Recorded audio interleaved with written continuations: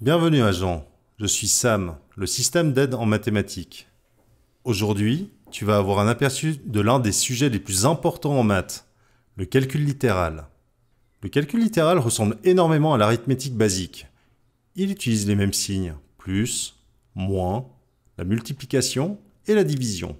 Mais le calcul littéral introduit un nouvel élément, l'élément inconnu. Quand tu as appris l'arithmétique, la seule inconnue était la réponse de ton calcul.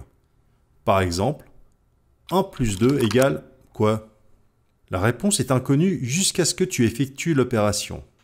Dans le calcul littéral, lorsque tu ne connais pas un nombre, tu le remplaces par une lettre de l'alphabet. Tu peux le remplacer par n'importe quelle lettre, mais la lettre la plus célèbre en calcul littéral est la lettre X. En arithmétique, tu écrirais ton calcul ainsi. 1 plus 2 égale blanc. Tu effectuerais le calcul et tu écrirais ta réponse, mais dans le calcul littéral, tu écriras ton calcul ainsi. 1 plus 2 égale X. Le X représente simplement l'inconnu, le nombre que l'on ne connaît pas encore. Ce que nous avons là s'appelle une équation. Une équation est une proposition mathématique qui dit simplement que deux choses sont égales. Ainsi, une équation nous dit que les choses qui se trouvent à gauche du signe égal ont la même valeur que les choses situées de l'autre côté. Dans ce cas précis, notre équation nous dit que la somme des valeurs connues situées à gauche du signe égal ont la même valeur que le signe situé à droite de l'égalité. Il s'agit de la valeur inconnue. Un des objectifs du calcul littéral est de trouver la valeur de l'inconnu. Ceci s'appelle résoudre l'équation. Dans notre exemple, il est facile de déterminer la valeur de notre inconnu en additionnant 1 plus 2. La valeur de notre inconnu x est donc 3. 3 égale x, ce qui représente la même chose que x égale 3. Facile, non? Prenons un exemple plus compliqué. X plus 4 égale 12. Dans cet exemple, l'inconnu est situé à gauche du signe égal. Ce n'est pas très grave. Essayons de résoudre l'équation. On enlève 4 à gauche de l'égalité. Mais pour conserver cette égalité, il faut aussi enlever 4 de l'autre côté. Ainsi, notre inconnu x est égal à 8. Vérifions que cette réponse est juste. Remplaçons x par 8. Est-ce que 8 plus 4 est égal à 12? Oui, x vaut donc bien 8. Une équation est donc comme une balance. Imagine que tu as une balance avec les mêmes poids d'un côté et de l'autre. La balance tient en équilibre. Mais si tu enlèves 4 kg d'un côté, la balance ne tiendra plus en équilibre et va pencher du côté le plus lourd. Il faut donc enlever le même poids de l'autre côté pour que la balance tienne de nouveau en équilibre. Dans notre exemple, nous enlevons 4 kg sur le plateau de droite et la balance tient de nouveau en équilibre. Nous reviendrons en détail sur la résolution des équations dans les prochaines vidéos. Mais pour l'instant, voyons une règle importante du calcul littéral. Il faut savoir que la lettre que tu vas utiliser ne peut pas prendre des valeurs différentes dans une même équation. Par exemple, dans x plus x égale 10, l'inconnu x ne peut avoir qu'une seule valeur. Dans ce cas, il sera égal à 5, car 5 plus 5 égale 10.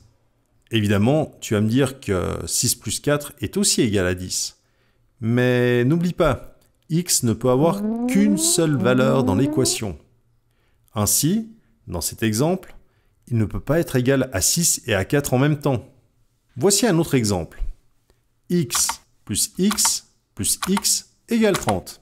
À ton avis, quelle est la valeur de notre inconnu x? Si tu as dit que x est égal à 10, tu as entièrement raison, car 10 plus 10 plus 10 égale 30. Ainsi, dans le calcul littéral, si tu as la même lettre plusieurs fois dans la même équation, n'oublie pas qu'elle représente la même valeur. Alors puisqu'il est impossible d'utiliser la même lettre pour deux valeurs différentes dans une même équation, comment fait-on? Eh bien, nous représentons simplement les valeurs différentes avec des lettres différentes. Par exemple, x et y. Non seulement ces lettres peuvent avoir des valeurs différentes, mais elles peuvent aussi avoir la même valeur. Nous allons voir un exemple tout de suite. Nous avons l'équation suivante. A plus B égale 10. Quelles peuvent être les solutions pour A et B? Si A égale 4, alors B sera égal à 6, car 4 plus 6 égale 10. Mais l'inverse est aussi vrai. Si A égale 6, alors B sera égal à 4. Mais comme nous l'avons vu avant, deux lettres peuvent avoir la même valeur. Ainsi, si A vaut 5, B vaudra aussi 5, car 5 plus 5 égale 10. Même si A et B sont des lettres différentes, ils peuvent être utilisés pour représenter le même nombre. Comme tu as pu le remarquer, il y a différentes solutions possibles pour cette équation. A et B peuvent prendre des valeurs différentes. En calcul littéral, c'est ce que nous appelons une variable, car la valeur peut changer. Tu te demandes certainement à quoi le calcul littéral peut servir dans la vraie vie. En fait, il sert à beaucoup de choses. Par exemple, tu peux calculer très précisément la trajectoire que va emprunter un ballon de foot. Tu peux aussi prédire l'augmentation de la population d'un pays. Les jeux vidéo utilisent aussi beaucoup les équations pour l'affichage des scènes de jeu, de l'animation, etc. Donc si tu veux devenir concepteur de jeux vidéo, tu as intérêt à bien comprendre le calcul littéral. Comme tu peux le voir, le calcul littéral est utilisé dans beaucoup de domaines tels que la science, l'architecture, la finance ou l'informatique. Dans les prochaines vidéos, nous allons voir comment résoudre de nombreux problèmes grâce au calcul littéral. D'ici là, entraîne-toi durement et porte-toi bien, agent.